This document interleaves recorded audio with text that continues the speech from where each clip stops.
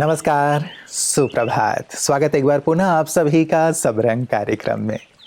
मित्रों, हमने बचपन में स्कूल में त्रिकोण, षटकोण, अष्टकोण आदि आदि अनेक कोणों के बारे में पढ़ाई की। लेकिन एक कोण बहुत महत्वपूर्ण है जिसकी चर्चा जीवन में होना बहुत ज़रूरी है, और वो कोण है दृष्टिकोण। क्योंकि दृष्टिकोण ही हमारी जीवन की दशा और दिशा निर्धारित करता है। हम जीवन के प्रति कैसा नजरिया रखते हैं, व्यक्ति के प्रति, वस्तुओं के प्रति या फिर परिस्थितियों के प्रति हम किस नजरिए के साथ चलते हैं, वो हमारे जीवन में या तो हमें शिखर की ओर ले जाता है या फिर जीवन को निराश करते हुए रसातल की ओर हमें धकेल देता है। इसलिए मित्रों, जीवन में कैसी भी बात हो, कैसी भी स्थिति परिस्थिति हो, हम अपने दृष्टिकोण पर ज़रूर कार्य करें। और आज के सुवाक्य में इसी दृष्टिकोण पर सुंदर चर्चा हो रही है। आइए सुनते हैं। ओम शांति। सुप्रसिद्ध कवि श्री मैथिली शरण गुप्त जी ने कहा है कि अवसर तेरे सामने खड़ा है, फिर भी तू चुपचाप पड़ा है। तेरा कर्म क्षेत्र बड़ा है, पल पल है अनमोल। अरे भारत, उठ आंखें खोल। अक्सर देखा गया है कि इंसान अपने जीवन की छोटी छोटी बातों में, रोज की उलझनों में अपना बहुत सारा समय व शक्ति व्यर्थ गवा देता है।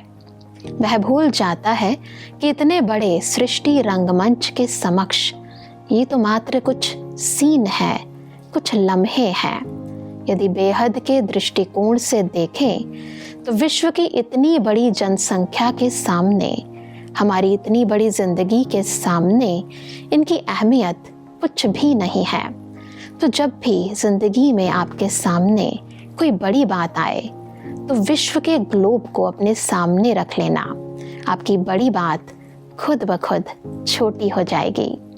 ओम शांति। मित्रों, कहते हैं कि यदि किसी की दृष्टि खराब हो तो फिर भी उसका इलाज किया जा सकता है, संभव है। लेकिन यदि किसी का दृष्टिकोण ही खराब हो तो उसका इलाज करना असंभव सा हो जाता है। इसीलिए इस पर बहुत कार्य हम ज़रूर करें, क्योंकि दृष्टिकोण का सही होना, पॉजिटिव होना, सकारात्मक होना बहुत ज़रूरी है। वो कहते हैं ना कि किसी ने चांद में भी दाग देख लिया और किसी ने कीचड़ में भी कमल देख लिया। नज़रिए का ही तो अंतर है। इसलिए कहते हैं कि नज़र को बदलो ताकि नज़ारे बदल जाएं। हम अपनी इस दृष्टिकोण को ज़रूर परिवर्तित करने का लक्ष्य रखें मित्रों, ताकि हम हर चीज़ में अच्छाइयाँ देखते हुए आगे से आगे बढ़ सकें। ओम शांति। स्वागत है आपका जूस सीरीज़ में। आज जिस जूस की रेसिपी मैं शेयर करूंगी वो एक बहुत ही कॉमन प्रॉब्लम है। मैक्सिमम लोग इसी प्रॉब्लम से सफ़र कर रहे हैं। कोई बीमारी नहीं है, लेकिन किसी बीमारी से कम भी नहीं है, और वो है कॉन्स्टिपेशन। कॉन्स्टिपेशन के लिए सबसे बेस्ट जूस होता है लौकी का जूस। लौकी का छिलका निकालिए, उसके अंदर के बीज निकालिए, फिर आपके पास जूसर है तो जूस बनाइए, या फिर कट करके थोड़ा पानी डालकर मिक्सी में चला के उसको स्ट्रेन करके पीजिए। लौकी के साथ साथ अगर आप ककड़ी भी इसमें डालते हैं तो भी फ़ायदा करेगा। ये दोनों का जो कॉम्बिनेशन है, ककड़ी और लौकी का, ये बहुत अच्छा है। जब आप कॉन्स्टिपेशन के लिए ये जूस बना के पीते हैं, आप याद रखिए कोई भी जूस हम टेस्ट के लिए नहीं पी रहे हैं। ये जूस जो है दवाइयों का काम कर रहा है। चाहे वो स्किन के लिए पी रहे हैं, चाहे आप कॉन्स्टिपेशन के लिए पी रहे हैं, चाहे जॉइंट पेन के लिए। तो किसी भी जूस को टेस्टी बनाने के चक्कर में उसमें चीनी, नमक, स्पाइसेस, ये सारी चीज़ें ना डालें, क्योंकि हमें जैसे फॉर्म में जो वेजिटेबल है उसी फॉर्म में उसका रस निकाल के हमें पीना है।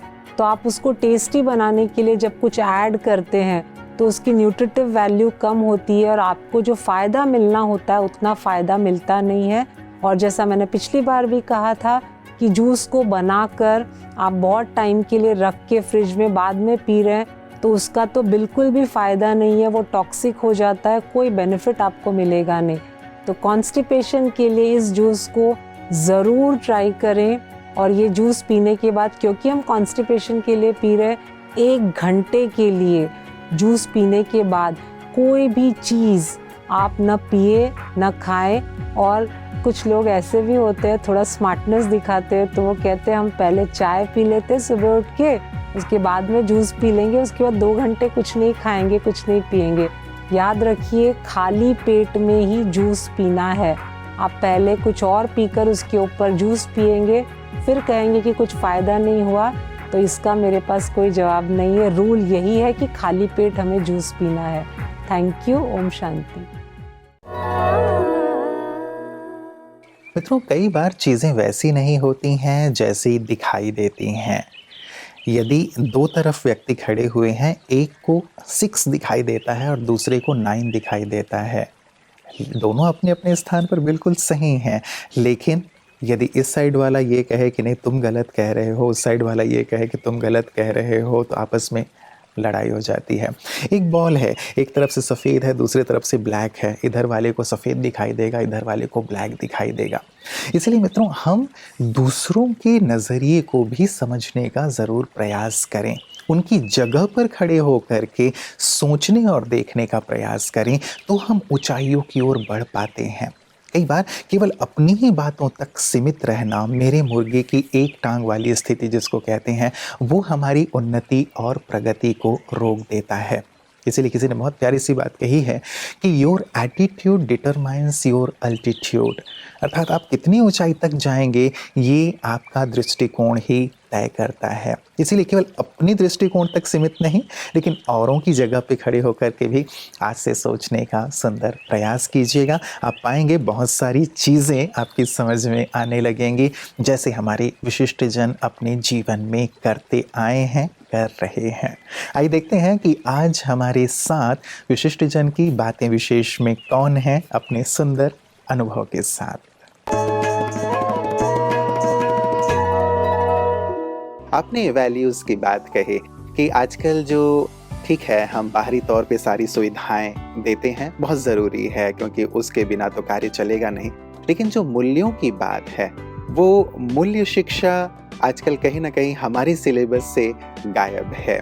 तो यहाँ आपको क्या लगता है कि ये जब आप लेके गए, कुछ मूल्यों की बात ले गए, अच्छी बातें लेकर के गए, तो कैसा उसका रिस्पॉन्स रहा और आपके अनुभव कैसे रहे? बहुत सुंदर प्रश्न है रूपेश जी।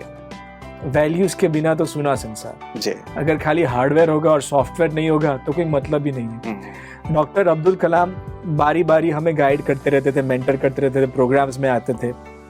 तो मैंने एक बार उनको पूछा कि सर दुनिया बदलनी है, हिंदुस्तान से शुरू करना है, कैसे करें? तो वो थोड़ा हंसे और मुझे गुज्जू भाई बोलते थे, गुज्जू भाई तू दुनिया बदलेगा? मैं बोला हाँ। तो मैंने सोचा बोलेंगे इंफ्रास्ट्रक्चर इंप्रूव करो, एजुकेशन इंप्रूव करो, हेल्थ इंप्रूव करो, करप्शन कम करो। मैंने सोचा ये सब बातें बताएंगे। उन्होंने बोला घर जाके अपनी माता को स्माइल कराओ। मैंने बोला मेरी माता स्माइल करेगी तो देश कैसे बदलेगा? मैंने बोला अगर आपकी माँ खुश होगी, यानी अगर lady in the house is happy, who will be happy? मैंने बोला मेरे पिताजी। अगर आपके माता पिता दोनों खुश है तो? मैंने बोला मैं और मेरा भाई, फिर सोसाइटी, फिर शहर और देश।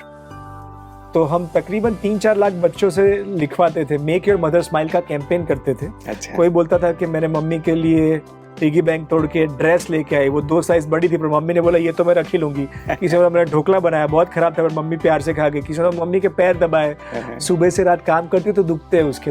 किसी ने मम्मी के लिए मैंने कविता लिखी, और जो बेस्ट 50 कहानियां होती थी उसको कलाम साल में 2 बार आके बच्चों के साथ और उनकी माताओं के साथ टाइम स्पेंड करते थे जी। तो वहां से हमें वैल्यूज एजुकेशन का पिकअप हुआ। और मुझे लगता है कि सबसे इम्पोर्टेंट क्लास मैथ्स और साइंस से ज्यादा है संस्कार सींचना जी। और मेरा मानना है ग्रेटिट्यूड एक बहुत इंपॉर्टेंट वैल्यू है। और कुछ भी चीज की अगर हम प्रैक्टिस कर सकते हैं, जैसे राजयोग की प्रैक्टिस करोगे तो धीरे धीरे थॉट्स कम होंगे and you will get more confident and you will get the right thoughts. Similarly I think कि क्रिकेटर होता है, वो भी क्रिकेट की 4 घंटे प्रैक्टिस करता है। अगर इवन दिन में 10 मिनट, और हमने शुरुआत की थी ग्रेटिट्यूड से। आप रात को सोने से पहले खाली 10 चीजें बच्चों लिखो जो आज दिन में अच्छी गई थी। तो कोई बोलता था थैंक यू, मेरी आंखें मुझे दिख सकता है, मेरी टीचर ने आज मुझे बोला शाबाश, मेरी फ्रेंड गिर गई थी मैंने उसको उठाया, उसने मुझे थैंक यू बोला।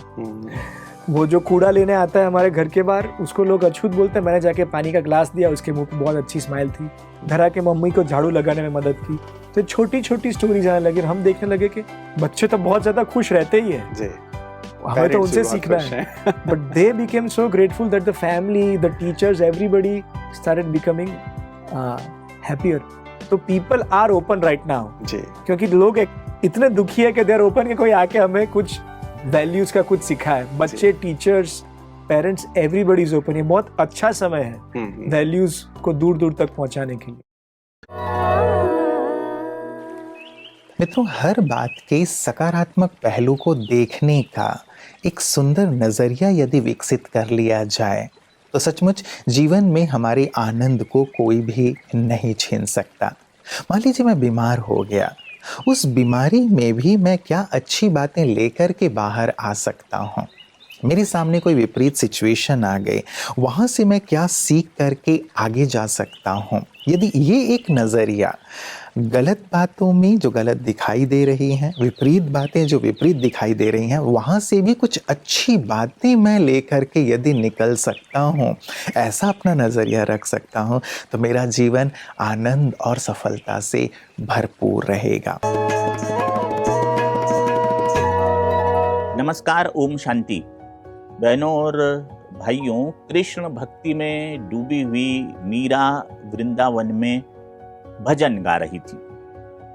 एक संगीतज्ञ ने उनका भजन सुना तो उन्हें लगा, संगीतज्ञ महोदय को, कि मीरा जो गा रही है वो राग में नहीं गा रही है। संगीतज्ञ ने कहा, मीरा तुम जो गा रही हो ना, वो राग में नहीं गा रही हो। तो मीरा ने कहा कि मैं राग में नहीं गाती हूँ, मैं तो कृष्ण के अनुराग में गाती हूँ। हम भी जो भजन करते हैं, करवाते हैं, उसमें संगीत को देखने की कोशिश करते हैं, ताल को देखने की कोशिश करते हैं, शब्द चयन को देखने की कोशिश करते हैं, मगर सबसे बड़ी बात जो होनी चाहिए वो है आपके अंदर का भाव। यदि आपके अंदर के भाव में परमात्मा के प्रति अनुराग है तो आपकी भजनावली उसके कानों तक जरूर पहुंचेगी और वो अपनी आशीर्वाद की वृष्टि से आपके जीवन को कर्म पथ की तरफ आलोकित कर देगा। ओम शांति। मित्रों, आज बेहद के नज़रिए पर ही हमारी सुंदर चर्चा हो रही है। सचमुच इस पर ज़रूर कार्य कीजिएगा, थोड़ा सा एकांत में बैठकर।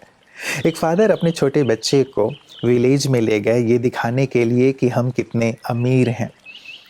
जब 1 दिन, 2 दिन, 3 दिन वहाँ स्पेंड करके वो रिटर्न आ रहे थे तो फादर ने अपने बच्चे से पूछा कि बेटा बताओ तुमने क्या देखा और क्या सीखा।